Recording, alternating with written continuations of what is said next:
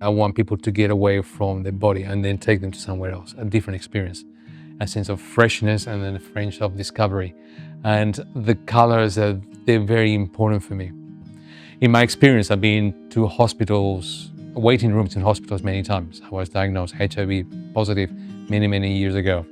So there's all these angst that comes through waiting or getting some results. And I want to give the people in the John Hunter Hospital, this big installation so they can look into the work and totally immerse themselves into the work and be there with the work.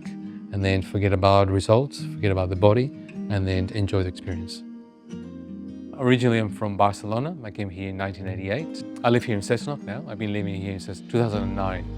What I like about the Hunter region is the contrast. I love that industrial edge to it, but at the same time, very beautiful landscape as well at the same time.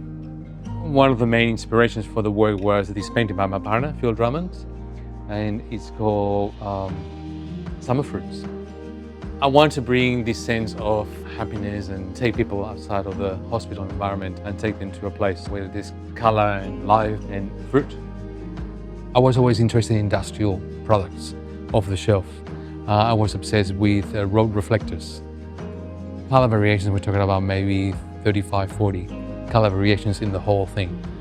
The main inspiration for me was really to bring happiness and brightness into the space, and then for people to look at the work and then for the work to take them somewhere outside of where they are.